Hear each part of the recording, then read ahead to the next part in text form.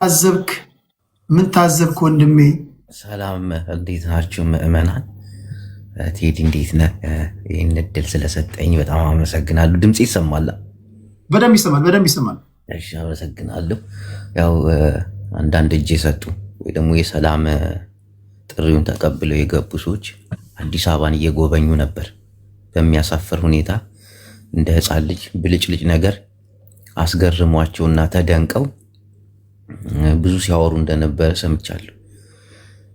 ይህ ደግሞ ልክ አይደለም ባይ ነኝ።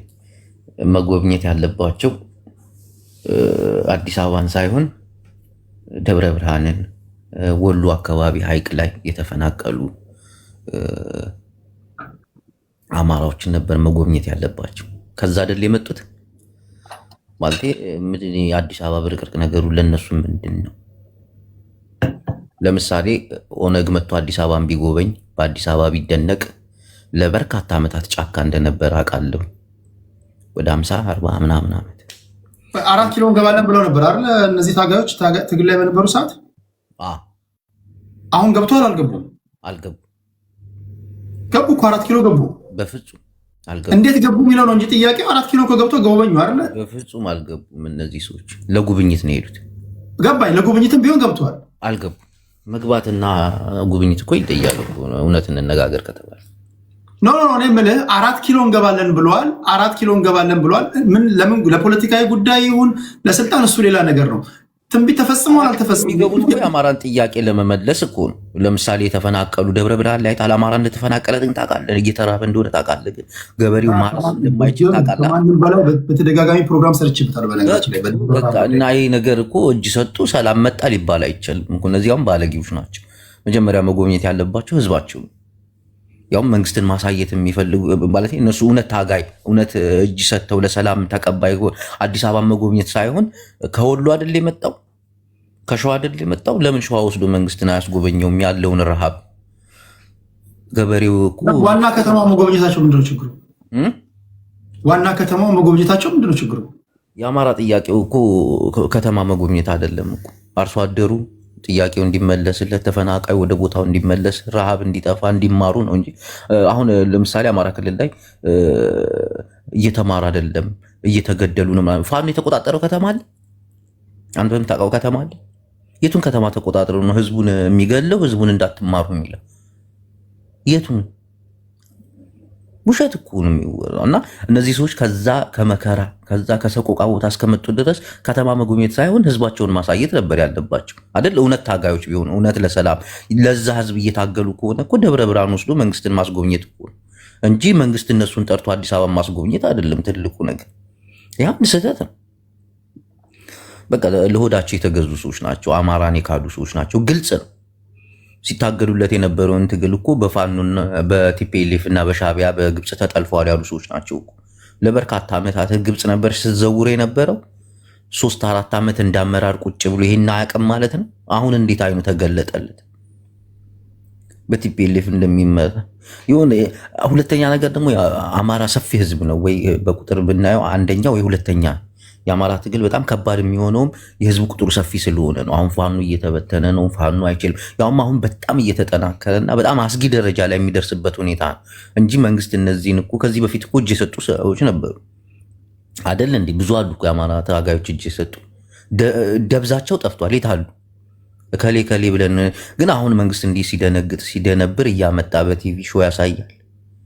ያውም አሁን አማራ ትግሉ በጣም እየተጠናከረ። ሁለተኛ ነገር ከቲፒኤልኤፍ ጋር መስራት ከሻቢያ ጋር መስራት ምናምን የሚለው ነገር ለ3 ዓመት ሲታገል እንዴት ይህን ነገር ደራሲ አሰግዴት ነው ያለው። አሰግድ ማለት ነው እሱ ይህን እድል አላገኘም። የራሱ የሆነ ምክንያት አለው መንግስት በሱ ደረጃ ፕሮፓጋንዳ አለ ብዙ። እነዚህም ደብዛቸው የሆነ ሰዓት ላይ ይጠፋል። የአማራን ህዝብ ግን ክደውታል። አንድ ሰው እጅ ከሰጠ በኋላ መጎብኘት ያለበት አዲስ አበባን አይደለም ወይ የኮሪደር ልማት አይደለም አይደል እንዴ? እሱ የሚያየውን ነገር ማሳየት አለበት። መንግስትን ወስዶ ደብረ ብርሃን ቅርብ እኮ ነች።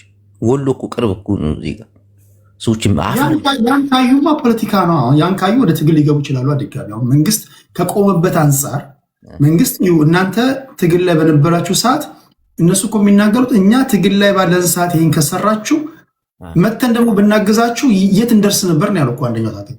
ስለዚህ መንግስት ከቆመለት ዓላማ አንጻር የሰራውን እነሱ ትግል ላይ በነበሩ ሰዓት የሰራውን ስራን ያሳያቸው፣ ለዛ ምስክርነት ሰጡ። የተፈናቀሉትን ካሳያቸውማ እኚህ ሰው የተመልሰው ጫካ እንግባ ቢሉስ? ይሄ ነው ችግሩ። እነሱ እኮ አይተዋቸው መጥተዋል። ጫካ እንግባ አይሉ እንዴት ይላሉ? ከዛ ቦታ እኮ ነው የመጡት። ከተፈናቀሉት ከሞቱት ማረስ ከማይችሉት አይደል? የኢትዮጵያ መከላከያ ሰራዊት እኮ ግማሽ በግማሽ ያለው አማራ ክልል እኮ ብዙ ከተሞችን ተቆጣጥሯል እኮ አብይ አህመድ። ባህር ዳር ይሄዳል፣ ጎንደር ይሄዳል። ለምንድን እንዳለ ከተማውን የተቆጣጠሩት ወታደሩ ስለሆነ አይደል እንዴ? ህዝቡ ሰላም ቢያጣም ቢገደልም መከላከያ ሰራዊት ነው ተጠያቂ እንጂ ፋኖ አይደለም። ፋኖ ጫካ ላይ እየታገለ ነው ያለው። አንዳንድ ሰዎች ትምህርት እየተማሩ አይደል ነገር። አሁን በአንተ ትንታኔ አሁን የአማራ ፋኖች ወደፊት እየተጓዙ ነው ባሉበት ናቸው ያሉት ወይስ ወደኋላ እየሄዱ ነው? አሁን የፋኖ ትግል ምን መሰለ፣ በብሔሮች ድጋፍ የለው። በብሔሮች ድጋፍ ስለሌለው ብአዴን ደግሞ እንደ ቀላል አይታይም። ከ10 ሚሊዮን በላይ ደጋፊ ያለው አማራ እኮ እርስ በርሱ እኮ እየተዋጋ ነው ያለው። ከሚሊሻው ጋር፣ ከአድማ በታኙ፣ ከልዩ ኃይሉ ጋር እየተዋጋ ነው ያለው አይደል እንዴ? አማራን እኮ የጠለፉት እኮ ብዙዎች ናቸው እንጂ አማራ በጣም ሰፊ ህዝብ እኮ ነው። አማራ እንደ አማራ አንዱ ነው ቢታገል አይደለም ብልጽግናን አፍሪካንም እኮ አስቸጋሪ ነው። መናቅ የለብን። በዚህ አጋጣሚ አማራ መደራጀት ከጀመረ ስንት ዓመቱ ነው? እውነት እንናገር። መታጠቅ የጀመረ እኮ በትግራይ ጦርነት እኮ ነው አይደል? አብይ አህመድ ማርካችሁ ታጠቁ ብሏቸው አይደል እንዲያስታጠቃቸው። የትግራይ ጦርነትን ከታዘብክ እኮ ታንከኛም ነበር እኮ። ታንክ ማርከው እኮ ታንክ ፊቱን አዙሮ ይታኮሱ ነበር፣ በመድፍ ይታኮሱ ነበር። የሰለጠኑ እኮ ናቸው። አማራ እኮ የሰለጠነ ተዋጊ አይደለም እኮ። ያውም ጀግኖች ናቸው በዚህ ደረጃ የሚዋጉት ከድሮን ጋር ከምን ጋር። በመድፍ ሲዋጉ አይተታቃለ ፋኖች ትልቁ መሳሪያቸው እኮ ብሬን እኮ ዲሽቃ እኮ ነው። ከዛ ውጭ እኮ አይዙም።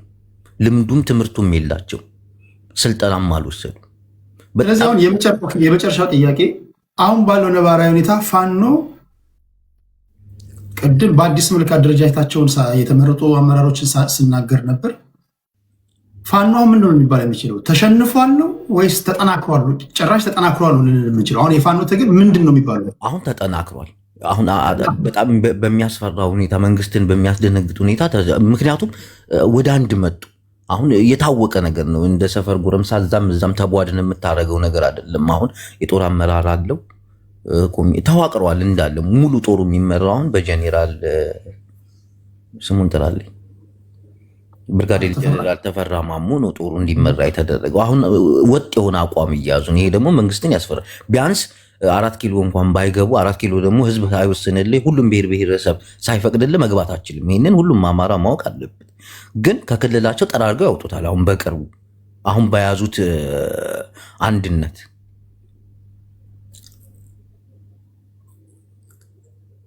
እና የአማራን ትግል ቀለል አድርጎ ማየት፣ አንዳንዶችም እንደማላገጥ፣ ይሄ ህዝብንም እንደማዋረድ ነው። ታውቃለህ፣ ፉከራ ብቻ እኮ ናቸው፣ አይችሉም ምናምን ማለት። አንዳንዶቹ እዚህ መጥተው ብልጽግና ራሱ ትግሉን ከፍ የሚያደርገው ነገር ነው። አንገት ያስደፋል እኮ። ትቀልዳለህ እንደ እኮ ታሪክ እኮ። ሁሉም ህዝብ እኮ የሚዋጋው ለታሪክ እኮ፣ አንገትን ለማስደፋት አይደል ውጊያው። አንዴ አሁን እኮ እሱን ነው እኮ ብለህ ፖለቲካ ለምሳሌ አያጅቦ የኔ ደጋፊ ካልሆነ ፖለቲካ ማለት አያጅቦን የኔ ደጋፊ የማድረግ ጥበብ ነው።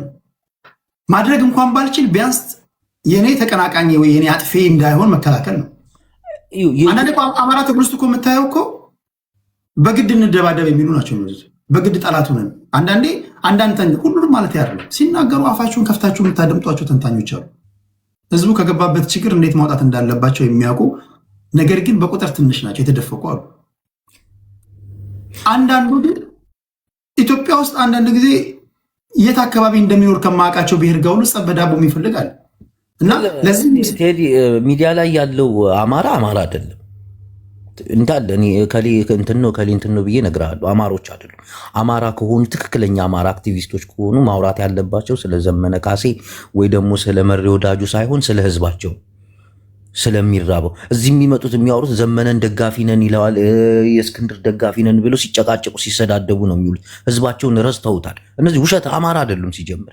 አማራ የሚያስፈልገው አሁን የአመራር ችግር ወይ ደግሞ ስለ አመራሩ እንድትሰዳደብለት ሳይሆን ስንቱ ነው ተፈናቅሎ በድሩን የሚሞተው ስንቱ ነው ገበሬው ማረስ። ይህን የአማራን እስቲ ቆይ ሰቆቃና ችግር የሚያወራ አንድ ሰው አይተታቃል?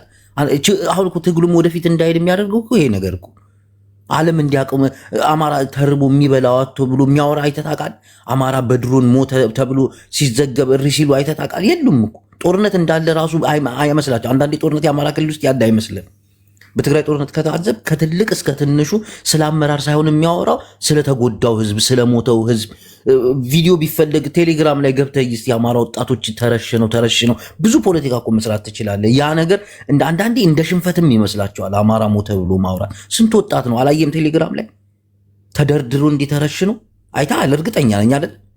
ያንን እንኳን አንድ ቀን ሲያወሩ አታይም። በትግራይ ጦርነት አይታል፣ ሁሉም ይሰራበታልና የአማራውን ትግል የያዙት በተለይ ሚዲያ ላይ የያዙት አማራ አይደሉም። ለጥቅምና ለዝና ነው። ራሳቸው ሲያወሩ ራሱ እኔ እያሉ ነው ያወሩት። እኛ ያደራጀናቸው ፋኖች ለምሳሌ አሁን አማራ ኪላን መጥቀስ እንችላለን። በቀደም አሁን የተደራጀው አንድ የሆኑት የቲፒኤልኤፍ ተላላኪዎች ናቸው። የእኛ ፋኖች አሉ፣ ትክክለኛ ፋኖች፣ በስም የማይታወቁ ስማቸው ትክክለኛ ፋኖች። እነሱን እንደግፍ። እነማን? የሰው ልጅ ትክክለኛ ፋኖ አሉ እንደግፍ ይባላል። ብዙዎቹ አብዛኞቹ ስታያቸው አማራ አይደሉም። ወንድም የአማራ ኪላ አዜብ መስፍን ናት አንድ አማራ ብላ ደብሯት በዋትሳፕ ግሩፕ ያደረጃቻቸው። ይሄ ታዲያውን ለአማራ ያገባዋል ብለህ ታስባለህ? ማስረጃ አለ? አዎ ላክልኝ። ዋትሳፕ ግሩፕ ላይ እግዚአብሔርን የሆነ ሰዓት ላይ ደብሯት በዋትሳፕ ግሩፕ ነው አንድ አማራ ብላ አሰባት። እኔ እልክልሃለሁ ምንም ችግር እና ለአማራ አሁን አዲስ ታይምን ብታየው ለአማራ የሚቆም አይደለም። ከአማራ ህዝብ ይልቅ ሰቆቃ ለእስክንድር ነጋ የሚጮህ ነው። እግዚአብሔርን የአማራውን ትግል የያዙት አማራዎች አይደሉም። በቃ አይደለ የሰው ልጅ መናገር ሲችል አሁን አማራ ኪላ ሲናገር የብሽሽቅ ፖለቲካ ነው። እንዲያርገን እንዲበልተን እንዲቆርጠን በዚህ መተን በዚህ ሂደን ደግሞ አንዳንድ ጎጦችን ይጠራላል። ያ እውቀት አይደለም። በቢስቲማ በኩል አድርገህ ባጣዬ ወርደን ምናምን ይሄ የፖለቲካ እውቀት አይደለም። ሰፈርን ማዳረስና መጥራት። ስለ አማራ ህዝብ አንድ ቀን ስለሞተው ህዝብ አውርቶ አያውቅም። እግዚአብሔርን የአማራን ትግል ወደኋላ ያስቀሩት የአማራ አክቲቪስቶች እዚህ ሚዲያ ላይ ያሉ ሌቦች ናቸው። አምሮባቸው ነው የሚመጡት፣ ዝንጥ ብለው ነው የሚመጡት። የከፋቸው አይመስልም። አገራቸው ጦርነት ያለ እውነት የአማራ ልጆች ቢሆኑ እንዲያደርጋሉ እንዲ አማራ ክልል አይተሃል? ግን አንተ ደብረ ብርሃን ላይ ተራ ቲክታከሮች አይደል እንደሚረዷቸው አፈር መስለው አሁን ለዛ ህዝብ እዚህ መቶ መኮፈስና መጎረር ጥሩ አይደለም። አመሰግናለሁ። ሲደርሰኝ ደግሞ እንደገና ገባለሁ። ሁሉንም እያዳመጡ ቴንክ ዩ አያጅቡ ቴንክ ዩ ከልብ ነው የማመሰግነው። አለው ቴዲ ሰላም ብያለሁ። ሁላችሁንም ሰላም እላለሁ። እኔ መጀመሪያ ከአንተ ሀሳብ ጋር ከመቃወም ነው የምጀምረው። ለምሳሌ ምንድነው ልማት የሚያነሱ አጀንዳዎች የውክልና አጀንዳ ነው። አሚን ጦርነት ይቁም፣ መጀመሪያ ጦርነት አስቆም የሚሉ የውክልና አጀንዳዎች ናቸው። ሰሜኑን ብታጠፋ ጦርነት በዚህ ይቀጥላል የሚለው ጦርነት ጠማቂው መንግስት አይደለ ወይ? እኛ እኮ ጦርነት ለምን እንደሚጠፋው ጦርነት የተነሱ እኮ የፖለቲካ ጥያቄ ይዘው ነው የተነሱት። የፖለቲካ ጥያቄ ኢትዮጵያ ውስጥ ዲሞክራሲ ይምጣና ያለው መንግስት መሳሪያ ያነሱ ጥያቄያቸውን በሰላማዊ ትግል በሰላማዊ የፖለቲካል መድረክ አልመለስም ያለው ጥጋበኛው መንግስት ጨፍጫፊነቱን፣ ዘረኝነቱን እና ፋሽስታዊነቱን ትቶ ኢትዮጵያ የሁላችንም ትሁን ብለው ነው መሳሪያ ያነሱት ሰዎች። ገብተዋል። በኢትዮጵያ ሀገራችን ውስጥ አንድ አምባገነን መንግስት እንደፈለገ ፖሊሲ የሚያወጣበት እንደፈለገ የህዝብ ንብረት የሚዘርፍበት እንደፈለገ ኢትዮጵያን የሚመራበት ሀገር እንዳይኖረን ውክልና ይኖረን ብለው ነው መሳሪያ ያነሱት። ጥያቄውን መጀመሪያ አግነለጅ ማድረግ ያስፈልጋል። ይሄ ጥያቄ ነው ሀቅ። አንተ የምትለው ልማትና ልማ ምናምን የሚለውን ልማት አይልማ የሚል ህዝብ እኮ የለም። ልማት ግን አዲስ አበባ ልማት ነው። ወደ 1 ሚሊዮን ህዝብ 500,000 ሰው ወደ ዳር ጥለ ድሃዎችን መሬታቸውን ነጥቀኔ መቼለታ ካንተ ቤት ስወጣ የአዲስ አበባ ልጆች እኔ በይገቡ ቴዲ በቃ ለብልጽግና ነው ምናምን ብለው እንደውም ወቀሳ አቀረቡልህ አድርስልኝ ብለውኝ ነው። ለምንድነው አሁን ካሳንቺስ አንድ ሰው መጣኔ ቤት ካሳንቺስ የ40 ሚሊዮን ቤት ንብረት ነበረኛል። መሬቱ 40 ሚሊዮን 50 ሚሊዮን የሚገመት ነው። መንግስት የሰጠኝ 2 ሚሊዮን ብር ነዋል። ዘረፋን የተደረገው ሌሎቹ ድሃዎቹ ተዋቸው። እኔ እንደውም አግኝቼ ነው አለ። እኔ እንደውም ተሰጥቶኝ ነው አለ። ሌሎቹ በባዶ ሁሉ የተጣሉ አሉ። መሬታቸው ተነጥቆ የግል ቤት ያላቸው የግል ሀብት ያላቸው ሰዎች መሬታቸው ፈርሶ አንድ ቁርሾ ኮንዶሚኒየም ዳር ላይ ወጥተው እንደ ቆሻሻ ተጥለዋል። ይሄ ልማት አይደለም። የሌላውን የዜጋን ንብረት እያወደምክ የዜጋን መሬት እየነጠቅ ዜጋውን ድሃ እያደረግ 40 ሚሊዮን ብር የሚሸጠውን መሬቱ ልሽጠው ቢለው ግን ለዘመናት ከአያቱ ጀምሮ የያዘውን መሬት አንተ ነጥቀ 2 ሚሊዮን ብር የምትሰጠው ከሆነ ልማት አይደለም። ይሄ ዘረፋ ነው። ይሄ ህዝብን ድሃ ማድረግ ነው። እንደዚህ አይነት ልማት ነው አትበለኝ። እዚህ መታችሁ እና አሁን ችግሩ ምን መሰለ? ልማቱ እኮ ሁሉንም ያማከለ ቢሆን ልማቱ ፍትሃዊ ቢሆን ልማት የሚጠላ ሰው የለም። ስርዓት ትክክለኛ ስርዓት ቢሆን እኮ የአዲስ አበባ ህዝብ 4 ሚሊዮን ህዝብ አዲስ አበባ ላይ ወጥቶ አብይ አህመድን እንዳትነኩብን፣ አብይ ቁርስ በላ እንዴ፣ አብይ ምሳ በላ እንዴ እያለ እኮ ሲጨነቅለት የነበረ እኮ ነው።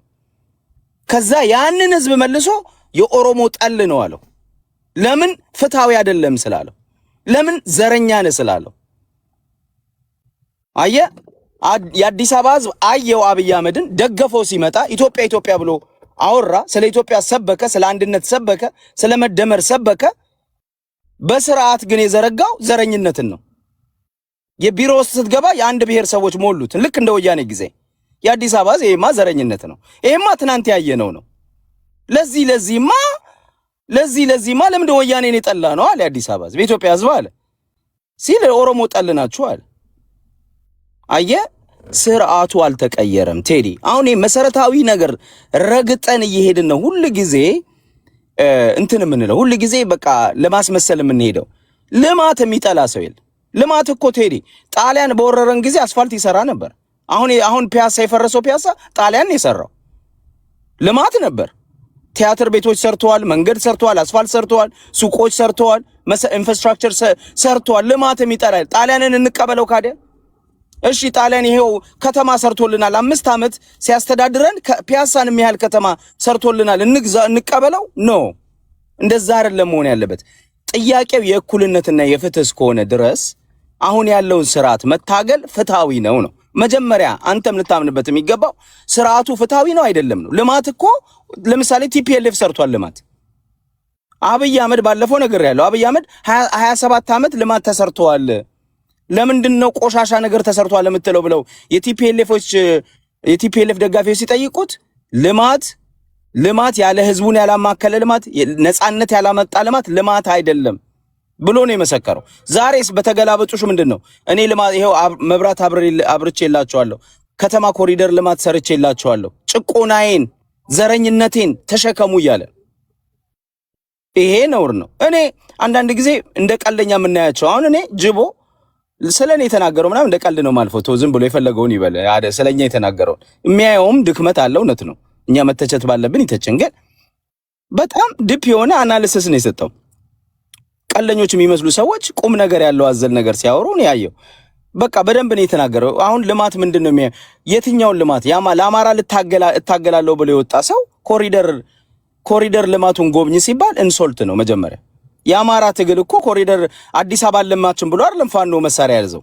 ለምን ወለጋ ላይ 1 ሚሊዮን አማራ ተፈናቀለ? ለምን አንገቱ ተቀላ? ለምን መተከል ላይ በግሬደር ተዝቆ ተቀበረ? ነው የአማራ ፋኖ ትግል እንጂ አዲስ አበባ ለምን መብራት አልገባላትም? ለምን 5 ሚሊዮን የአዲስ አበባ 500 ሺህ የአዲስ አበባ ህዝብ እንደ ቆሻሻ ተጠርጎ ዳር አልተጣለምና መብራት አልተተከለም? ምንድነው ፕሌይግራውንድ አልተተከለም?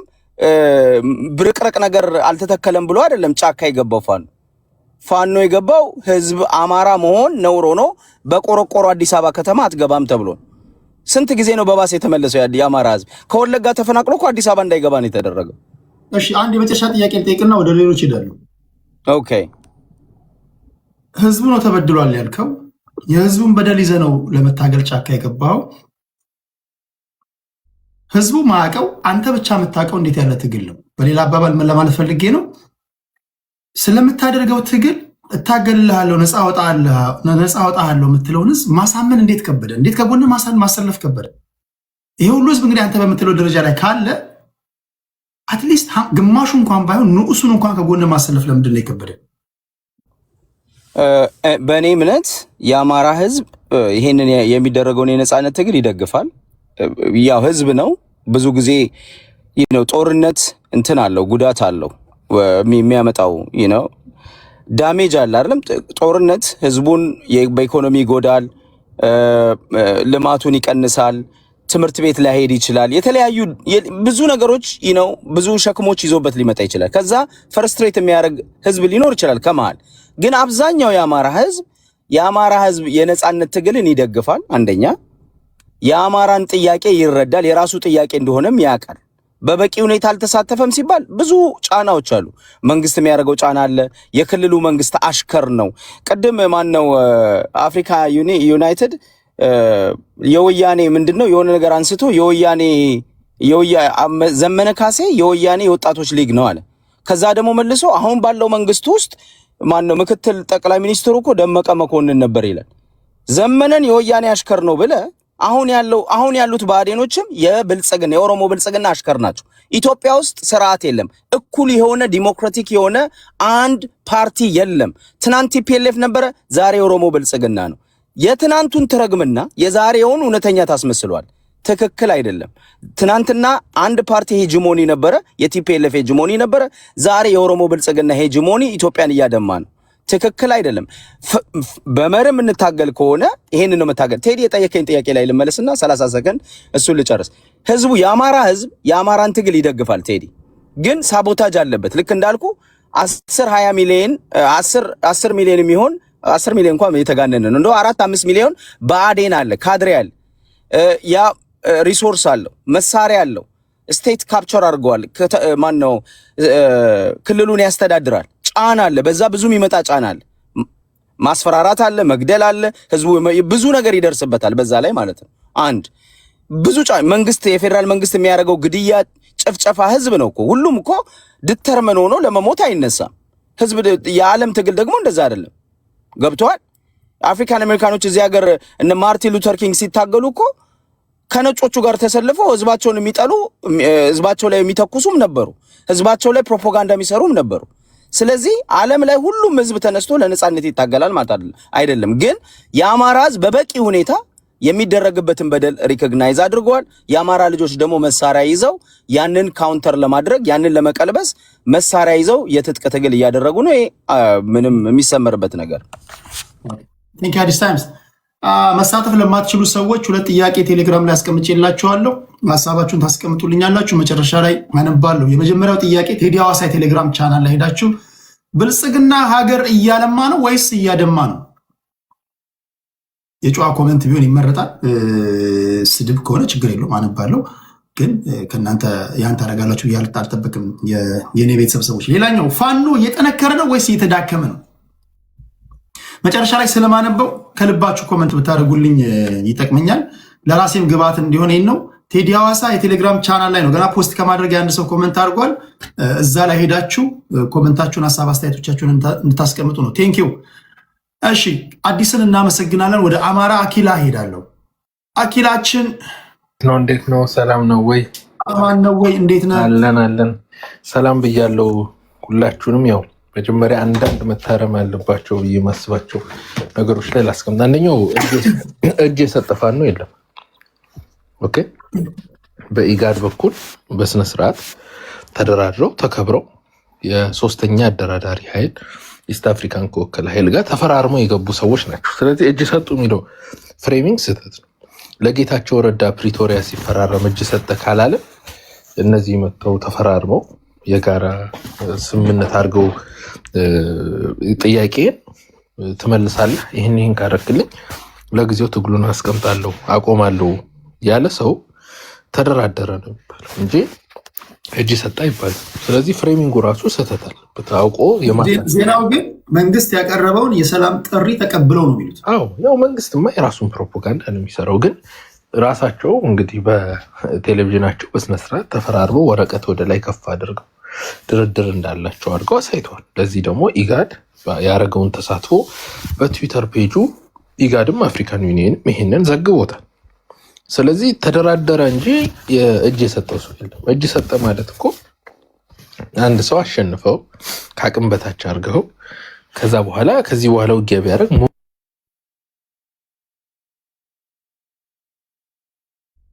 ስላለ ከዚህ በኋላ እጅ ልስጥ የመዳከም ውጤት ነው እጅ ሰጥ። ይሄ ግን እጅ ሰጥቶ አይደለም።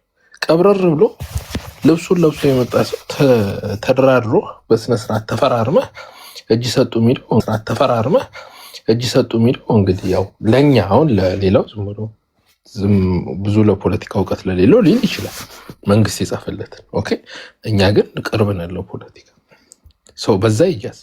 ሁለተኛ እነዚህ የተደራደሩ ሰዎች ለምን ተደራደሩ የሚለው ነው። የዓላማ ልዩነት ተፈጠረ። አንደኛው አሰላለፍ ከወያኔ ከሻቢያ ጋር ሆኜ አማራን አድናለሁ ብሎ አሰበ። ያ ደግሞ አደጋ ነው። ስለዚህ ህዝቡን አደጋ ውስጥ መክተት አንፈልግም ብሎ ያሰቡ ደግሞ ተደራድሯል። በቃ ይሄ ልክ ጌታቸው ረዳ የያዘው አቋም። አሁን ጌታቸው ረዳ የትግራይን ህዝብ ከብልጽግና ጋር ሆኜ ልጠቅም እችላለሁ ብሎ የራሱን አመለካከት ይዞ ገብቷል። አሁንም እኮ ትግራይን ማህበረሰብ እያገለገለ ነው አይደል? ጌታቸው ረዳ እጅ ሰጣን አይደል? ስምረት የሚባል ፓርቲ መስርቶ ወልቃይት ተደጋግሞ እየሄደ ወደ ወልቃይት የተፈናቀሉት ይመለሱ እያለ ፕሬሸር የሚያደርገው ከደብረ ጽዮን በላይ እኮ እሱ ነው። ስለዚህ ይሄ የአቋም ልዩነት ነው፣ የተፈጠረ ነው። ይሄ ደግሞ በፖለቲካ ውስጥ ደግሞ ያለ ነው። በትግል ውስጥ ደግሞ ያሰላለፍ ልዩነት ይፈጠራል። በዚህ ደግሞ ሰዎች ወደዚህ ውስጥ ሊገቡ ይችላሉ።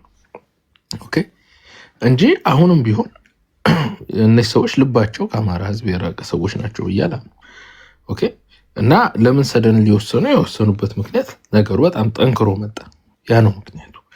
ሰው በዛ ይያዝ እና ዝም ብሎ ብልጽግናዎች የተደራደሩ ስለጠነከሩ ነው።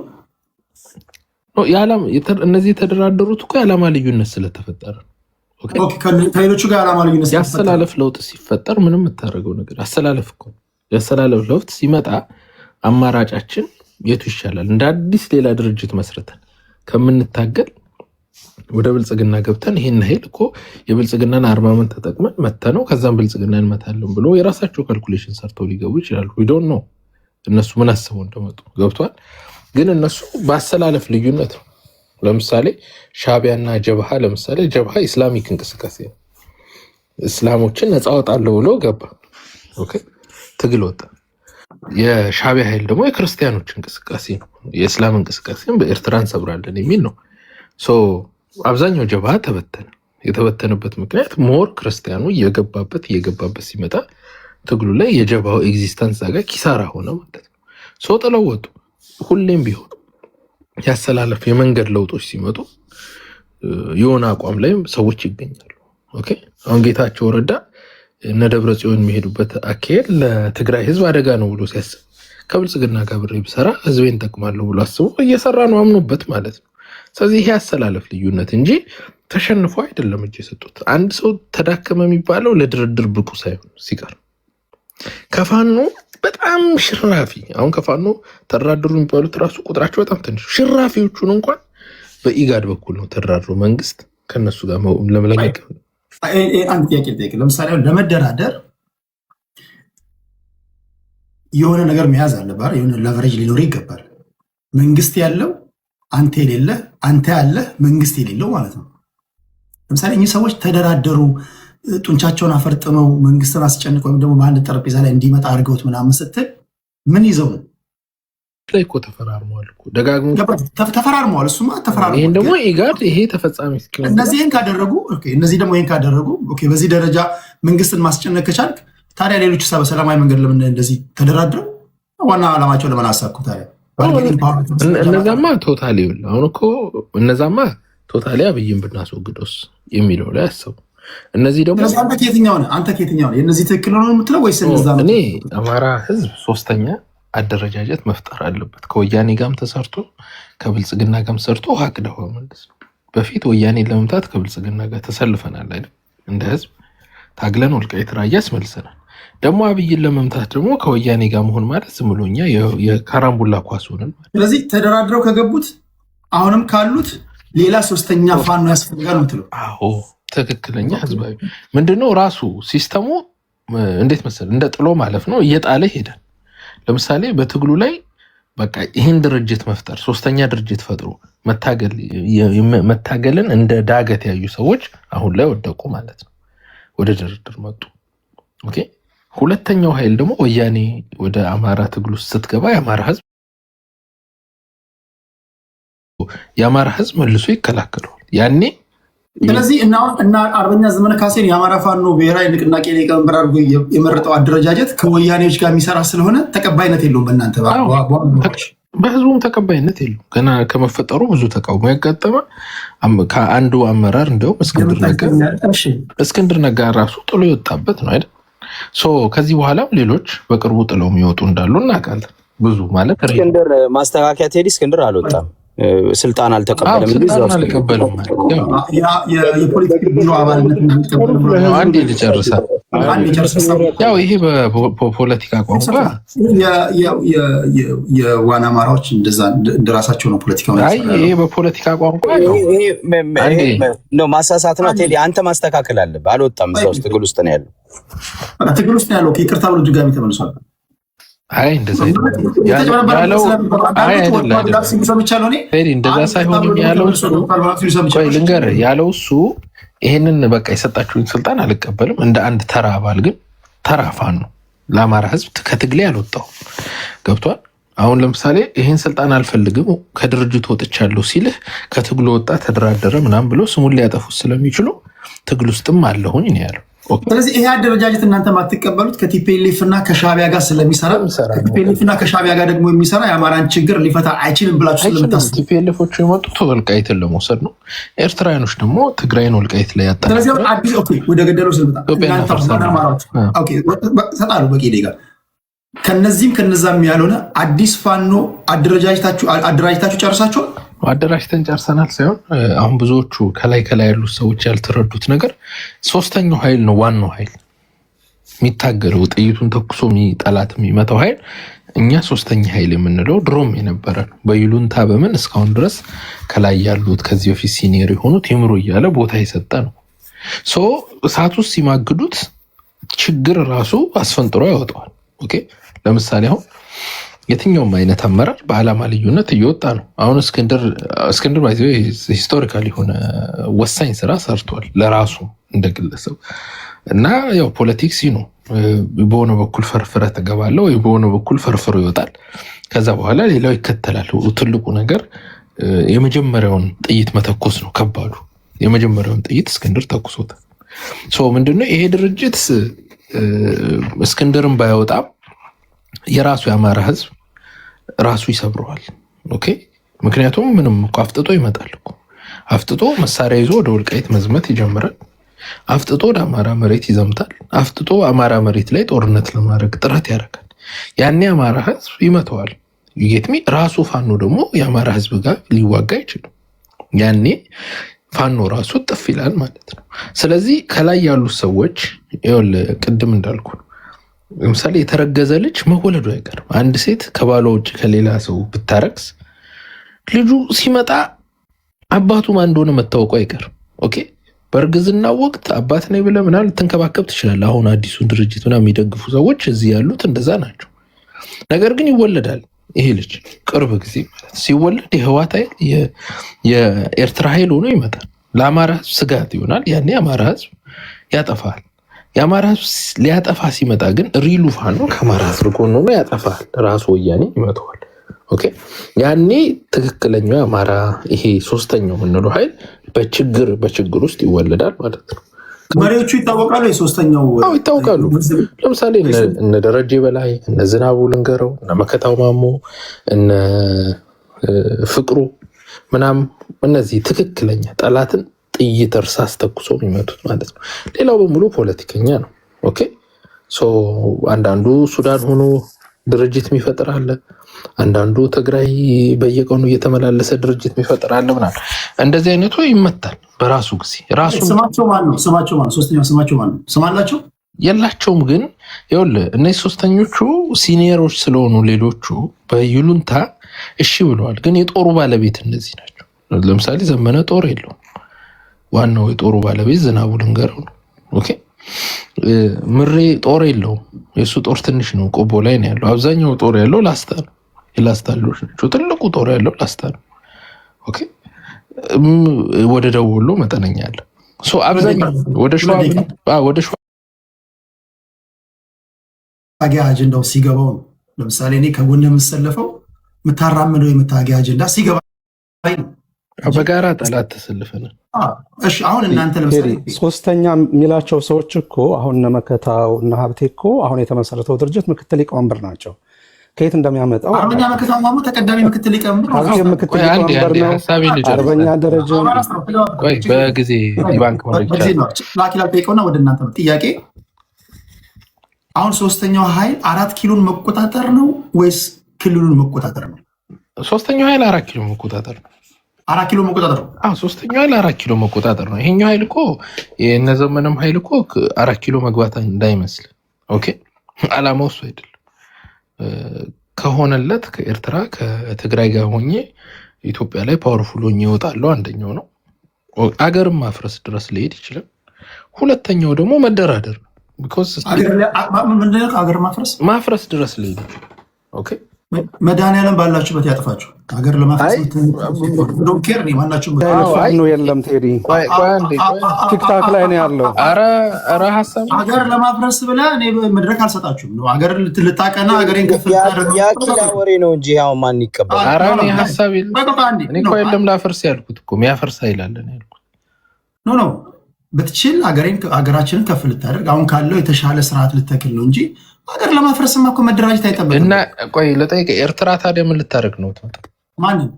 ኤርትራ ኢትዮጵያ ምን ልታደርግ ነው የምትመጣ ይመስላል? ትሞክርና ልገነባ ነው ታዲያ። ከኤርትራ ጋር አንድ ሰው ከተሰለፈ ኤርትራ ሀገር ናት። አንድ ሰው ከኤርትራ ጋር እናንተ ግን ሀገር ውስጥ ያላችሁ ታጋዮች ናቸው አይደል? የአማራን ህዝብ እኮ ችግር እኮ ቀርፋለሁ ብለህ ችግር ለዚህ ነው እኮ ቴዲ ግን እኔ ለአንተ ጥያቄ አኪላ ከግብፅ ጋር እቆማለሁ ያለ ሰው እኮ ነው። ስለምንድን ነው እኔ ታጋይ ስላልሆንኩኝ በምሰጣችሁ ደቂቃ አኪላን ከፈለጋችሁ በፖለቲካ አፈር ቀድሜ ታበሉታላችሁ። እኔ ግን ማስተካከያ እንዲሰጥ ነው እዚህ ጋር ማዋራችሁ መድረክ መሰጣችሁ። አገሬን አፈርሳለሁ ስትሉ ላራግብ አይደለም። ለዛማ ተባባሪ መሆን አልፈልግም። ይሄማ የመጨረሻ ነውርነት ነው። የምትመጣው ኢትዮጵያን አሁን ያለችበትን ኢትዮጵያ አትወዳትም፣ ለማስተካከል ነው የምትመጣው። አሁን ያለችው ኢትዮጵያ ተዳክማለች፣ በዚህ መንገድ ነው መጠንከር ያለባት ብለህ ለማጠንከር ነው የምትመጣው። ለማፍረስማ ማይ ፍሬንድ መታገል እኮ አይጠበቅብህም። ምን ያደርጋል ለመታገል? ለአገር እኔ ደግሞ አፈርሳለሁ ያልኩህ አሁን የመጣው የህወሓቴ ጽምዶ ጋር ምናምን ሆኛ አመራር ሆኜ ብሎ 5 እና 6 ሰዎች በራሳቸው ካልኩሌሽን በብር በምን ለምሳሌ ቅድም ተነስቷል እንትና ሀብቴ ወልዴ ፋኖ ሀብቴ ወልዴ የእስክንድር ምክትል ሆኖ አፋድ ውስጥ ነበር፣ ግን አፋድን ጥሎ ሄዷል። ኦኬ ዛሬ እዚህ ድርጅት ውስጥ ያሉ ቅድም የጠቀስኳቸው በስም ይህን ድርጅት ጥለውት መውጣታቸው አይቀርም። ኦኬ ይህን ደጋግመን ድሮ የተናግረን ሆኗል፣ አሁንም ተናግረን ይሆናል። ኦኬ ጥለው መውጣታቸው አይቀርም። ቢኮዝ አቋማቸውን ስለምናቅ ማለት ነው። የሚሞቱት ምን የሚሉት እነሱ ናቸው። መቀሌ እኮ አይደለም ያሉት፣ ወይ ሱዳን አይደለም፣ ወይ ኤርትራ አይደለም ያሉት። ኦኬ ይሄኛው ግን ኃይል የሳውዲን ገንዘብ እየተቀበለ ሳውዲ ገንዘብ ሰጥተው የኤርትራና የህወሓትን ኃይል ይዤ ኤርትራ ናት እና ህወሓት አንድ ላይ ሆኖ አንድ ፋኖ አንዱን ቶሎ በለዋለች።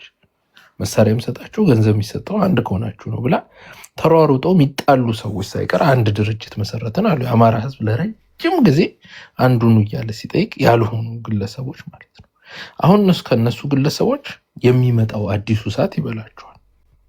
ይህ አዲስ አንድ ልጨርስ መሀል ስለገባ እንዳይቆራረጥ ማለት ነው። እና ትግል ማለት ያው ካስኬዲንግ ነው። ከሆነ ሌብል ወደሆነ ሌብል ነው የምትሄደው።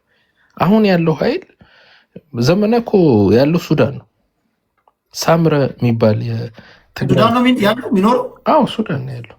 የለም ምን ያደርጋል ሱዳን? የሚኖርበት ካምፕ ሳምረ የሚባል የትግራይ ሰራዊት ማይካድራ ላይ አማራዎችን ጨፍጭፎ የሄደ ሰራዊት ነው አጅቦት የሚንቀሳቀሰው። ኦኬ ወደ ኤርትራ የሚወስደው ያ ኃይል እና ዱ ዩ ቲንክ ይሄ ኃይል ጋሆኜ አማራ ህዝብ ይቀበላል? አይቀበልም። እውነታውን እስኪ ነው። አሁንም የሚጠረጥረውን ጠርጥሮ ጥግ ጥግ ይዞ ነው ሰው ቆም ብሎ ነው እያያለው። ሶ ምሬ ደጋግሞ መቀሌ ነው የሚመላለሰው። አብዛኛው ተተኳሽ ከመቀሌ ነው የሚመጣው። ኦኬ አንዳንድ ሰራዊቶች መቀሌ ሁሉ የሚገኙ አሉ። እነዚህ ኃይሎች የአማራ ህዝብ ራሱ አይቀጡ ቅጣት ይቀጣቸዋል። ኦኬ ያ ሲመጣ ነው ይሄ ሶስተኛው ወዶም ሳይሆን ተገዶ ሶስተኛው ትክክለኛ አማራ አደረጃጀት ይወጣል ማለት ነው። ቴንክ ዩ። ሶስተኛውን ኃይል የአማራ ህዝብ ይቀበለዋል። እነዚህን ዋና አማራዎች ናቸው። ክብራትና ክብራ አማራ አይደሉም ልትለኝ አትችልም። ኢንፋክት እዚህ ሶሻል ሚዲያ ላይ በቪዲዮ ከማይታዩ ሰዎች መካከል በቪዲዮ የሚታዩ ናቸው። አማራ አይደሉም። ፎቶውን ቪዲዮውን ውሰድና ይሄ ልጅ የማን ነው ብለህ ጠይቅ። በቪዲዮ ይታያሉ። አንዳንዶቻችሁ አማራ አይደሉም መስማት የምትፈልጉትን ሲናገሩ አማራ ይሆናሉ። መስማት ማትፈልጉትን ሲናገሩ አውቶማቲካሊ አማራነታቸውን ትፍቃለህ። በቪዲዮ የሚታዩ ናቸው። ምን ላድርግ ነው?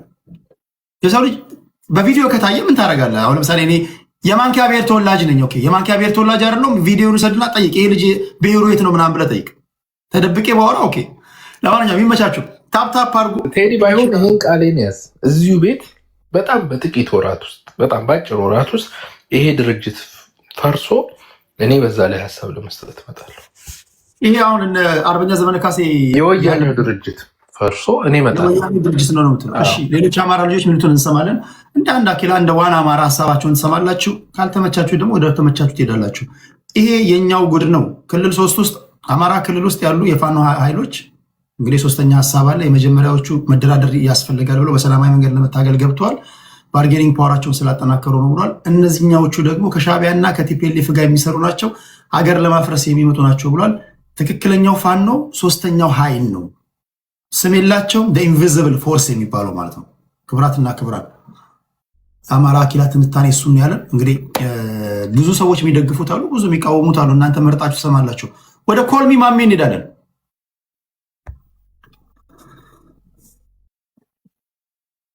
ኦኬ ሰላም፣ ድምፄ ይሰማል? ቴዲ ይሰማል? ይሰማል። እሺ፣ አመሰግናለሁ እድሉን ስለሰጠኝ። በመጀመሪያ ከአጀንዳ ልጀምርና በሚገርም ሁኔታ ተደራድረው ነው እንጂ እጅ ሰጠው አይደለም ምናምን ነገር። ያው ትንሽ እኔ ከሌሎች ለየት ያለ ነገር እንትን ልል እችላለሁ። ምክንያቱም ትላንትና ያው አሁን ተደራደሩ የሚባሉ አካላቶችን በቅርበት አውቃቸው ነበረ። ላይክ ደጋፊ ነበርኩ የድርጅቱ። ግን ባለፉት 1 ዓመታት ስንታገላቸው የነበሩ የአፋሕድ ድርጅቱን ወደ ብልጽግና ጠቅልሎ ለመውሰድ እንትን ሲሉ የነበሩ እዚህ ጋር ወንድማችን አሁን ደግሞ ተደራድረዋል የሚለን አካል የነሱ ሰፖርተር ሆኖ አጌንስት ከኛ ቁሙ ድርጅቱ ወደ ብልጽግና እንዲሄድ የራሱን ሚና የተጫወተ ሰው ነው።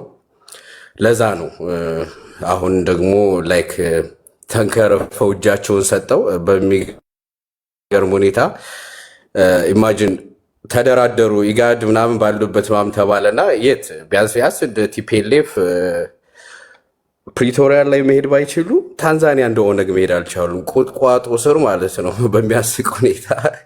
እናም አሚኮ ላይ ማስረሻ ሰጥ የሄደ ጊዜ ተደራደርን ተፈራረምን ተባለ። ምን እንደተፈረመ አልታየም። ደግሞ ትላንትና ኮሎኔል ፈንታው ሟቤ ሲሄዱ ተፈራረምን አለ። እንዴ ቼክ ነው እንደሚፈራረሙት? አንድ ድርጅት አፋሕድን ይዘን የገባን ካሉ አንድ ድርጅት አንድ ተፋላሚ ኃይል ድርድር በመሰረቱ ሁለት ተፋላሚ ኃይሎች ሰጥቶ በመቀበል ላይ ካላረለ ትላንትና ሲያዋጋቸው የነበረን ጉዳይ በሰላማዊ መንገድ እንትሉ ያንን ደግሞ እንዲጸና የህግ ማሰሪያ ነው እና ማስረሻ ሲሄድ የሚፈረም ኮሎኔል ፈንታው ሟቤ ሲሄድ የሚፈረም ሌላ ደግሞ ነገ አበበ ሲሄድ የሚፈረም እንደዚህ ያለ ፖለቲካ ድርድር አለ ወይ ነው ጋይስ? ሂዱና አዩት። ሲቀጥል ደግሞ ሁለተኛው ነገር አፋሕድ እንደ ድርጅት ይዘን ሄደናል ብሎ ማስረሻ ሰጥ የሆነ እንትን ላይ የብአዴን ሚዲያ ላይ ሲያወራ ኢንተርቪው ያደረገ ነገ በሰላማዊ ምርጫ ምናምን እንትን ለማለት ስራ አስፈጻሚ እያዋቀር ነው አለ። ኢፍ ድርጅት ይዘው ከሄዱ ኦልሬዲ ስራ አስፈጻሚ ያላቸው ማለት ነው። አዲስ የሚያዋቅሩት ምንድን ነው? እውነታው ምንድን ነው? ላለፉት 1 ዓመታት አፋሕድን ጠቅልለው ለመውሰድ የብልጽግና ሰርጎ ገቦችና ዓላማቸውን የሳቱ አካላቶች እነዚህም ሰፖርተር ነበሩ ዋና አማራዎቹ ሞክረው በትግላችን እንትን ብለናቸዋል። ግን የሚያሳዝነው ነገር ከብልጽግና ያተረፍናቸውን ጽምዶ ጨለፈብን ማለት ነው። በሚያሳዝነው ሁኔታ ማለት ነው። አፋሕድ የብልጽግና መሳሪያ እንዳይሆን ያውም ደግሞ የአንድ ሰፈር ኢንተረስት ያለው አካል ነው እና የአማራን የህልውና ትግል ለብልጽግና ስጦታ በመስጠት የሰፈር ኢንተረስት እንትን ለማለት ነበረ። ያ አልተሳካም። ግን እየተንከረፈፉ ሄደዋል። ከዛ በተረፈ ደግሞ ሄደው አንዱ የጎንደር ፋኖ ሄደ ቻይና መሰለችኝ አዲስ አበባ ምናምን እያለ ነበር እና በአጠቃላይ እዛ ጋር ሄደው ትናንትና ለአማራ የህልውና አደጋ ወለጋ ለታረዱት ለተጨፈጨፉት ምናምን ነገር ብልጽግና ነው ብለው ፈርጀው ታግለው ሄደው በጣም መሽቆጥቆጥ። እኔ ለእነሱ ነው ማለት እኔ እንደሌላው መጥቼ በሽቄ ምናምን ነገር እንደዚህ ምናምን ይቆረጥ ይፈለጠዋልም ራሳቸውን ገለዋል። ነገ ዳግመኛ እነዚህ አሁን እጃቸውን እያንከረፈው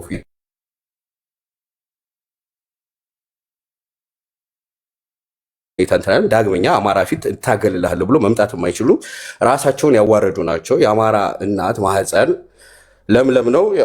ታጋይ አይጠፋም የአማራ ህዝብ ነጻ እስካልወጣ ድረስ። በዚህ አጋጣሚ ግን ብልጽግና የሚባለው የወንበዴ ድሩዬ ስብስብ አንደኛ ዛሬ ላይ የሚፈርጃቸው ሀገር ሊያፈርሱ ነው ምናምን እኔ ልማት እያለማ ነው የሚለው ትናንትና እኮ ለኢሳያስ ቀለበት ያደረገለት አብይ አህመድ እና ብልጽግና እንጂ የኢትዮጵያን የደህንነት መስሪያ ቤት ገልብጦ ለሻዕቢያ ሰጥቶ አሁን ላይ እንደዚህ እንድታምስ ሀገሪቱን ያደረጋት እኮ አብይ አህመድ ነው፣ ብልጽግና እኮ ነው።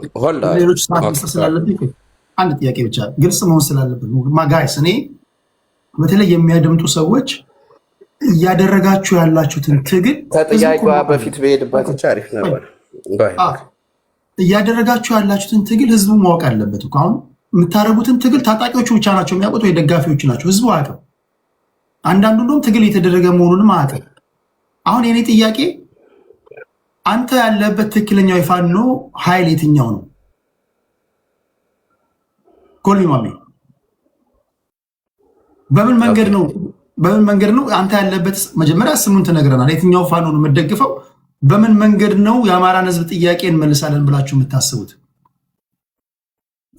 እሺ እሱን እንትላለሁ። ግን ከዛ በፊት ከይቅርታ ጋር ቴዲ በጣም ሶሪ፣ ከብዙ ጊዜ ነው በኋላ የመጣሁትኝ። አንድ ማስረጃ አለች። ማስረጃ ማቅረብ ይቻላል አይደለም? ተጨባጭ የሆነ ማስረጃ ይቻላል። ቴዲ ይቻላል። ከመሄድ በፊት ማስረጃ ኦኬ። እነዚህ እኔም አንደኛው ሰው ስለሆንኩኝ የብሔረሰብ ማንነት ከምቀማው እኔ ብሔረሰብ መቀማት አልፈልግም። ግን ኤኒባዲ እዚህ ጋር 2600 ሰው አለ የራሱን እንትን ማለት ይችላል። ግን አሁን ኢትዮጵያ ሊያፈርሱ ነው የሚመጡት ምናምን የሚለው አካል ትላንትና ላይ ካላረላ አንዳንዱ ሾርት የሚሆኑ ይችላል። ለማንኛውም ላሳያችሁና ከዛ በኋላ እንትን ትላላችሁ። ኮንክሪት ተጨባጭ በምን ሞራል እንደዚህ እንደሚወራ አላውቅም። በሶማሊያ ዚያድ ባሬ መሬቴ እስከ የት ነው ያለው? እስከ አዋሽ ድረስ ነው መሬቴ ብሎ ሚዋቅ ታውቃላችሁ። በደርግ ጊዜ እስከ አዋሽ ድረስ ይመጣል። እናግዘዋለን። ምን ችግር አለ?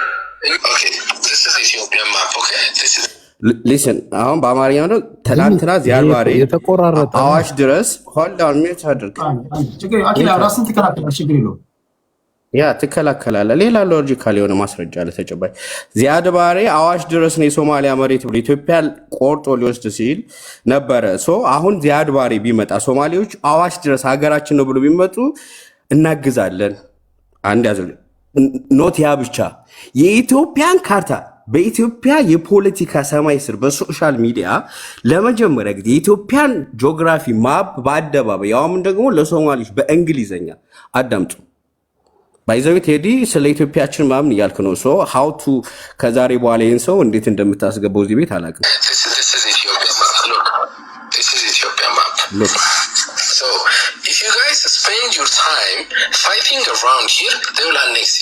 But you guys have like more than thousands of kilometers border with Ethiopia. Hit them from here, where you guys are strong. You guys do not have to act through here. Okay, just hit the enemy. Like hit them where it feels. Hit them in Valley. Hit them in the south parts of Oromia. Okay, where it hurts. Here are the Isagis. They will create.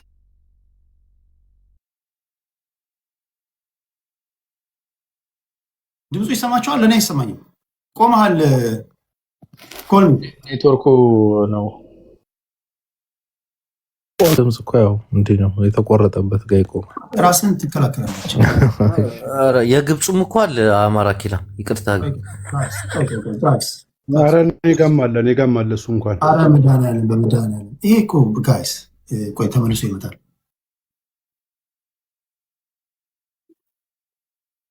ኢቭን እንኳን አይደለም የኛ ወገን የጠላት ወገን እንኳን እንዲህ ያለ ትንታኔ እኮ በአደባባይ ላይ አይሰጥም እኮ።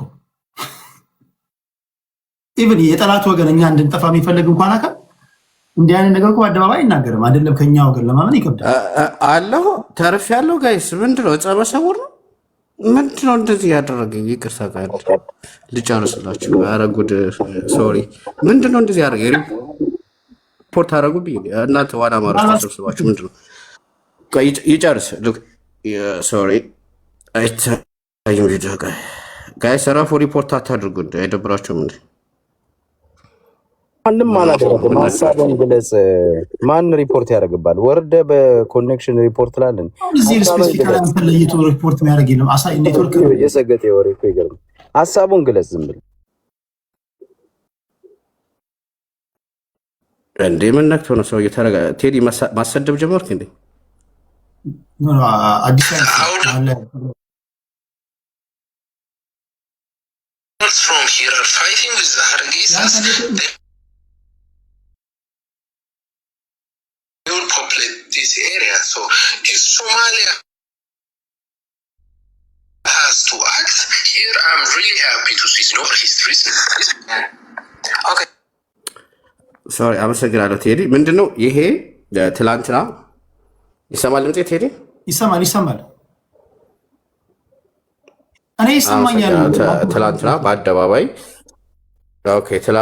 በአደባባይ ይሄንን ሲያደርግ የነበረ አካል ዛሬ ላይ ተገልብጠው እኔ ማንም ሰው እነዚህም በሚፈልገው ነገር መረዳት ይችላል። እና በአማራ ስም በአደባባይ አማራን ያኔ ኢትዮጵያ እና ሶማሊያ ጦርነት ያደርጋሉ በሚባልበት ጊዜ በአደባባይ እየዞሩ አማራን በአንድ ለማስባል ነው። አሁንም ሶስተኛ አማራጭ ምናምን የሚለው ነገር እንደሚመጣ ስለታወቀ ከአሁኑ ያንን ኃይል ለማጠልሸት ነው። እውነት ለመናገር አሁን የተመሰረተው ድርጅት የአማራ ድርጅት አይደለም። የቲፒኤልኤፍ እና የሻዕቢያን የጽምዶ አጀንዳ የያዘ ነው። የአማራ የህልውና ትግል አሁን አጣብቂኝ ውስጥ ነው ያለው። የአማራ ህዝብ ዋጋ እየከፈለ ነው ያለው። ወደ ብልጽግና መሄድም ወደ ጽምዶ መሄድም ከአማራ አጀንዳ ያወጣል። የአማራ የህልውና አደጋን አጀንዳ የያዘ ሰው ወደ ብልጽግና ወደ ጽምዶ የሚሄድበት አንዳችን ምክንያት የለም እና ትግሉ ይቀጥላል። አንተ ግን ለጠየቀው ጥያቄ አሁን ባለው ሁኔታ ላይ ድርጅት መሰረትን ብለዋል። ከዚህ በፊት ብዙ የተለያዩ ሎጎዎች ይመጡ ነበረ። ላይክ እንደዛ ሎጎ ነው የምናየው። መሰረታዊ የሆነ የአማራን ችግር አጀንዳ በያዘ ሁኔታ የተፈጠረ ኢንቲቲ የለም። ላይክ በሚታይ መንገድ ግን መሰረታዊ የሆነ የአማራን ችግር ለመፍታት ሁለገብ ትግል ይቀጥላል። ብልጽግና እንደዚህ ላይክ አለ አይደለ፣ እንደዚህ በግለሰብ ደረጃ እየተበታተኑ እየተቆራረጡ የሚመጡ ሰዎችን መስመራቸውን የሳቱ አንዳንዶችም ደግሞ ትላንትና ራሱ አሰማርቷቸው የነበሩ በአማራ ክልል ላይ ፋኖን ከህዝቡ ለማጣላት በየአካባቢው አንተ የምትደግፈው ፋኖ የትኛው ነው? አሁን የምደግፈው በአደረጃጀት በስም ደረጃ የለም። ግን አሁን ከተመሰረተው ድርጅት ውስጥም እንትን የሚለው ነው ጣለ የሚለው አሁን ደግሞ የተመሰረተውን ድርጅት አንቀበልም ብለው ወደ በረሃ የገቡ አሉ። የድርጅት ስም አልያዙም። እነሱን ሰፖርት አድርጋለሁ። ከዛ ውጭ ትግሉን ነው የምደግፈው። ትግሉን ሁለገብ ትግሉን ማለት የትኛውን ትግል?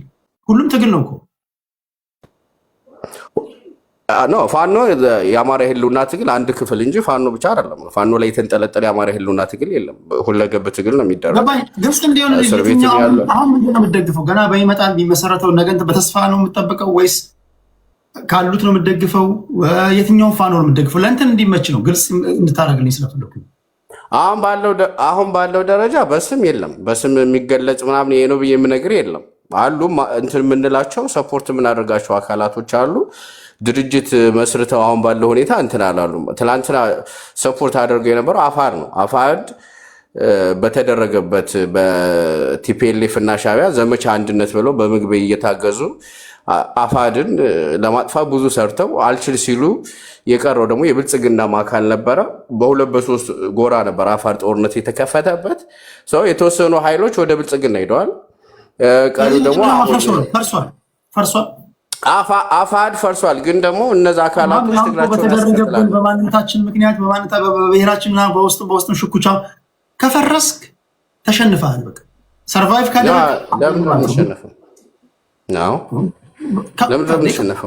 ሰርቫይቭ ታደርግ ነበራ። መንግስት በግራ የሚግባብ በቀኝ የሚግባብ አንተም እኮ በትችል እኮ የመንግስት ሰዎቹ ስለመግባት ነው አይደል የምትታገለው?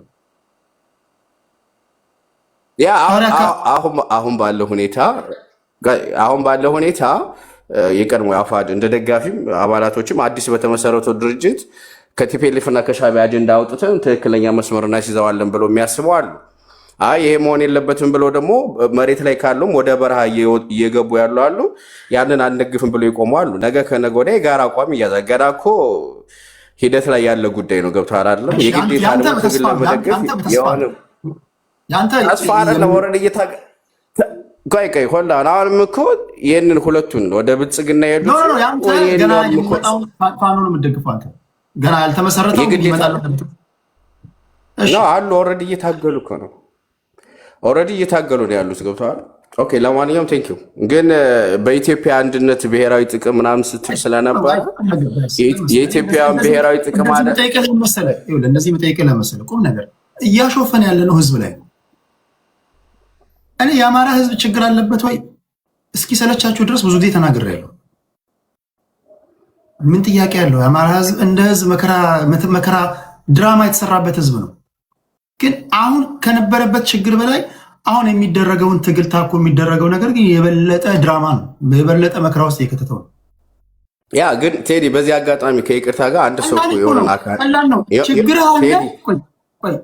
ችግር አለ። መጀመሪያ ችግርን አይደንቲፋይ አድርገሃል። ይህን ችግርን እንዴት ነው ሶልቭ የምታደርገው? ሌላ እኮ ውስብስብ እኮ ነገር እኮ የለውም። የአማራ ህዝብ ያለበትን ችግር መጀመሪያ ነቅሳ ወጥተሃል። በዛ ዙሪያ ትደራጃለህ።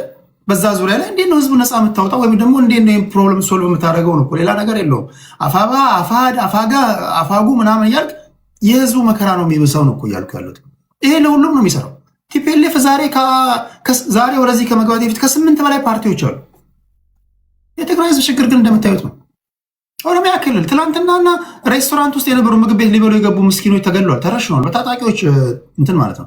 አንደኛ የምናደርገው ትግል የኛ ነው ወይ የእናንተ ነው ወይ? እሱ እኮ ነው የምንጠይቀው እንዴ። አንዳንዴ የምናደርገው ትግል የኛ ሊመስለን ይችላል፣ ግን የምናደርገው ትግል የኛ አይደለም። ይህን ስል በጣም ትክክለኛ ትግሉ ገብቷቸው አማራ ህዝብ ከገባበት ችግር ስለማውጣት የሚያስቡ ቀንና ማታ የሚያለቅሱ አማራ ልጆች የሉም እያልኩኝ አይደለም። ተጠልፈዋል ካልከኝ፣ ተዳክመናል ካልከኝ፣ በማንነታችን በብሔራችን በምናምን ካልከኝ፣ ታዲያ ከአንተ ባላንጣ የሆነ ሰውዬ ታዲያ አንተ ቀጥታ ታዲያ ዝም ብለህ የተራመድክ ከ4 ኪሎ ስትገባ እንዲህ ነው የጠበቀው? እንዴት ነው? እሱ ብቻ ሳይሆን ህዝቡ ከገባበት ችግር ለማውጣት ሲሪየስ መሆን አለብን ለማለት ነው። ሲሪየስ መሆን አለባችሁ እናንተ። ኮልሚ ማሜን አመሰግናለሁ። ወደ ቅድስት እንሄዳለን። ሌሎቻችሁ ታፕ አድርጉ፣ ኮፒ ሊንክ ሼር አድርጉ። ቀደም ሲል የጠየኳችሁ ጥያቄ ያለ ቴሌግራም ላይ ብዙ ከ20 ሰዎች በላይ ኮመንት አድርገዋል። እናንተም ጻፉልኝ፣ አነባለሁ መጨረሻ ላይ። ቅድስታችን እንዴት ነሽ? እንዴት ነህ ቴዲ? እንዴት ናችሁ? ከላይም ከታችም ያላችሁት እና ምስኪኑ የአማራ ህዝብ የተነገደበት ያው መቼም ደግሞ አልቀርም። አሁን አንዳንዶችን እያዋረድልን ነው። ይሄን ነበር ስንታገር የነበረው። በህዝባችን መሸቀል በጣም ትክክል አይደለም የሚል አንዳንዶቹ እንደውም በድፍረት የሰዎችንም ማንነት ይቀሙ ነበርና ዛሬ ስብዕናቸው በፊት ለፊት እየተገለጠ እየወጣ ህዝባችን ላይ ምን ያክል ጨካኞች እንደሆኑ በደንብ እንድናይ እግዚአብሔር ስለረዳን እኔ እውነት ለመናገር በጣም ደስተኛ ነኝ። አንዳንድ ነገሮች ይገለጣሉ በራሳቸው ሰዓት። ከመንግስት ጋራ የሰላማዊ አማራጭን መርጠው ገቡ ስለተባሉት የፋኖ አመራሮች እኔ እነዚህ ሰዎች ወደዚህ ትግል ሲገቡ የአማራን ኮዝ ይዘው ነው የገቡት። በዚህ ትግል ውስጥ ብዙ መከራ ከፍለዋል፣ ዋጋ ከፍለዋል፣ ስም ያላቸው ምናልባትም የኢትዮጵያ አንድነት ችግር ውስጥ በገባ ጊዜ በግንባር ቀደምትነት ሄደው ሀገር እንዳትፈርስ ዋጋ የከፈሉ ሰዎች ናቸው።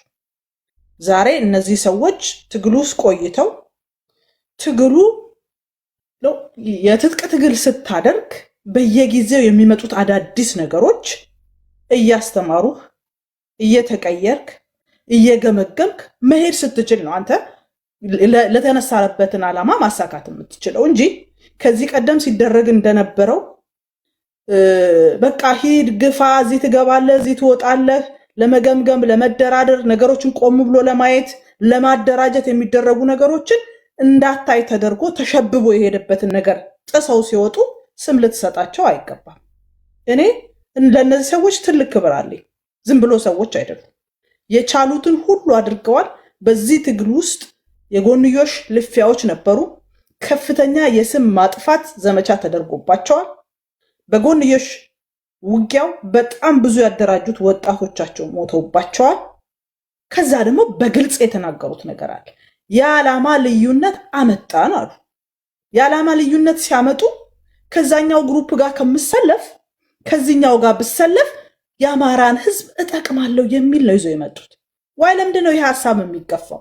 ትላንት ጀግናዬ ስትለው ትላንትና ስታወድሰው የነበረው ሰው ይሄ ለኔ አሁን ይሄ የትግል ሰዓት ለኔ ተስማሚ አይደለም፣ ህዝቤንም መከራ ውስጥ ከቷል ብሎ ደግሞ ቆም ብሎ ሲያስብ እሰይ ነው ማለት ያለብህ። ሐሳቡን መቀበል ነው እንጂ ያለብህ እንደ ከሃዲ ተቆጥሮ ኢትዮጵያ ውስጥ የሚፈጠሩ አለመግባባቶችን በሰላም ለመፍታት የሚመጡ አካላቶችን የመግፋትና ሀገሪቷን በተለያየ የጦርነት ቀጠና ውስጥ እየዛቀጠች እንድትኖር የማበረታታት ያክል ነው።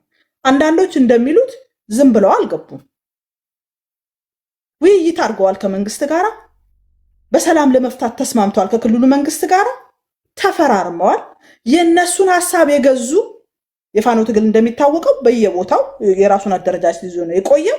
የነሱን ሐሳብ የሚገዙ ከየቦታው ያሉ ከተለያየ አደረጃጀት ያሉ ሰዎች በየጊዜው ወደዛ መጡ።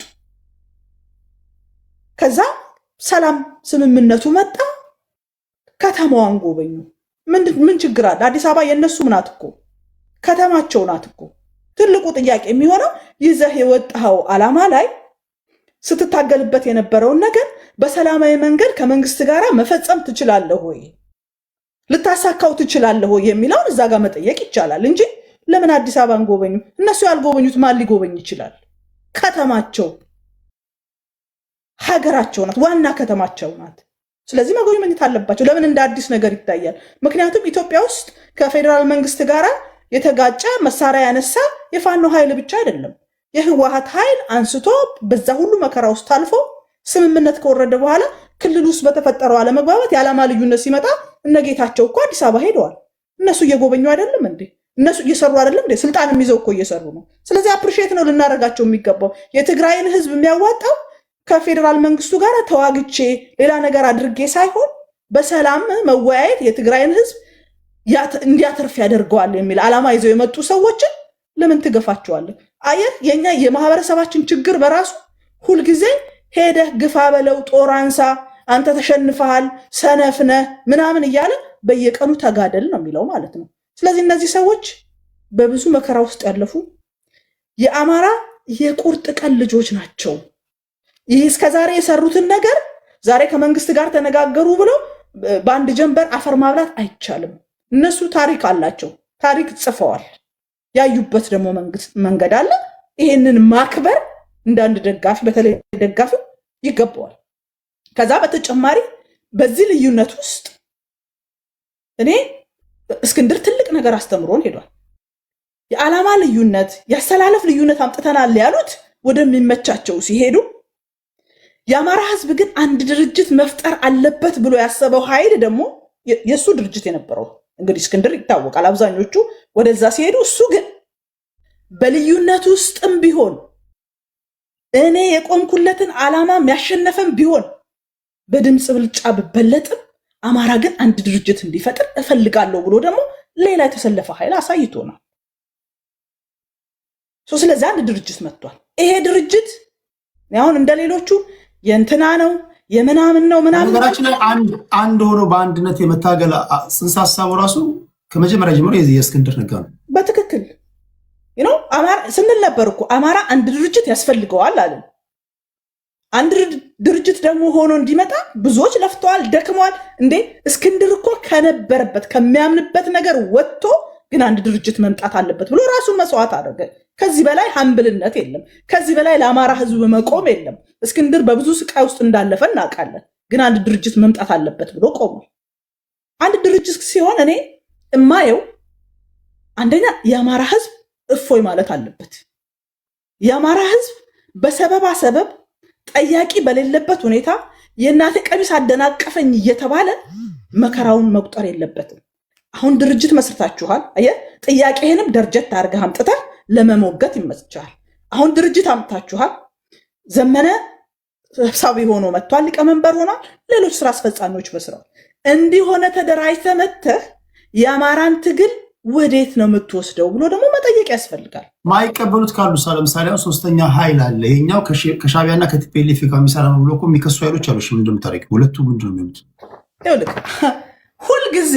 ሁልጊዜ ሂሳባቸውን አስልተው የሚሰሩ ሰዎች መልአክ ሰብስበ ብታመጣ አይቀበልም። የራሱ ሂሳብ ስላለው ማለት ነው። ይሄ ድርጅት ተመሰረተ አይደለ? እፎይ እሰይ እንኳን መሰረታችሁት። ከዛ ወዴት ነው የምትወስደው ብለህ ታያለህ። ወስዶ ትግሉን ከሻዕቢያና ከህዋት ጋር የሚያቀላቅለው ከሆነ መንገድህን ትለያለህ። ኖ አንተ አማራን አትወክልም፣ አሁን ጥግህን ያዝ፣ ከክልል የሙጣ ይላል። ህዝቡ እኮ ሸሽጎ የያዘው የሚያበላው የሚያጠጣው ህዝቡ እኮ መንገድህን ስትለይ ሂድልኝ ይልሃል። አይነው ፖለቲካ የሚገባው ሰው ብዙ ችግሮች እንዳሉ እናውቃለን። እነዚህ የተባሉ ነገሮች ዝም ብሎ ናቸው ምናምን ብዬ እኔ አላስብም። እኔ ከዚህ በፊት ስከራከርበት ነበር። የፋኖ ትግል መስመሩን ለቋል፣ ሌሎች ኃይሎች ገብተውበታል ምናምን ስል አሁን ዛሬ 24 ሰዓት ሲያቆሽሹት የሚውሉ ሰዎች የብልጽግና ካድሬ በዳዲና ምናምን እያሉ ሲሉ ነበር። ይሄ መድረክ ጥሩ ነው፣ ሁላችን ምላሳችን ስንት እንደሆነ እያሳየን ስለሆነ ማለት ነው። ግን በቃ ድርጅት መጥቷል። ድርጅቱ ይውደቅም ይነሳም። እንደውም እነዚህ አመራሮች ለአማራ ህዝብ ነው እየታገሉ ያሉት ወይስ የሌላው ማስፈጸሚያ ናቸው የሚለውን ፊት ለፊት የሰጣቸው ነው። ከዛ ነገር እናያቸዋለን። ብዙ የምንቆይበት አይደለም። ህዝባዊ ትግሉ ግን ይቀጥላል። የአማራ ህዝብ ደግሞ የሚታገለው መብቱን የሚጠይቀው ደግሞ የግድ አፈሙዝ በማንሳት ብቻ አይደለም። ሌሎች የትግል ስልቶችን ይቀበላል። መንግስት ውስጥ የገቡ ኃይሎች ጥያቄውን ወደፊት ይዘውት እንዲሄዱ መግፋት ይቻላል፣ መደራጀት ይቻላል፣ ዓለም አቀፍ ጥያቄዎችን ማንሳት ይቻላል። የግድ የአማራ ህዝብ ትግል የአማራ ህዝብ ጥያቄ በጦር መሳሪያ ብቻ ነው ብሎ አይን ጎበዝ እያሉ ግን ክልሉን እንደገና የጦርነት ቀጠና ውስጥ ለማስገባት መሄድ ትክክል አይደለም። ህዝቡ ይበቃዋል። መከራውን አይቷል። ከሚገባው በላይ መከራውን አይቷል። እዚህ ተሰብስቦ ግፋ በለው ሂድ፣ ህፃናት ሴቶች ሲገደሉ ሂዱ አንበሶቻችን እየተባለ ሲደለቅ የነበረው ህዝቡ ላይ የወረደበት አበሳ ቀላል አይደለም። ስለዚህ እነዚህ የገቡ ሰዎች ጥሩ መንገድ ነው ይዘው የመጡት። የጦርነት መጨረሻው ድርድር ነው ይታወቃል። ለምን ብዙ ሰው ከገደላችሁ በኋላ ለምን አትደራደሩም ከሆነ ከአማራ ክልል ይውጣና ሌላ ክልል ላይ ሆነ እንትኑን ይሄ እየደገፉ ያሉ ተዋጉ ሂዱ ቀጥሉ ምናምን የሚሉት ከክልሉ ይውጣና ሌላ ቦታ የነሱ ወገኖች ቤተሰቦቻቸው ያሉበት ቦታ ላይ ሄዶ ምን ያህል እንደሚያም ይዩት። ይሄ ክልሉን ለማውደም ታስቦ ነው። እንደገና ሌላ መንገድ እንፈልጋለን፣ እንደገና ይሄኛው ኃይል መቀጠል አለበት ምናምን እያለ ይሄ ጦርነት የሚጎስመው ህዝቡ ለምን ሞቶ አላለቀም? ለምን እነዚህ እንኳን ገብተው እንኳን የሰላም አየር ለምን ተተነፈሰ የሚል አይነት ህዝብን ከመጥላት የተነሳ ነው። ቴንክ ዩ ቴዲ።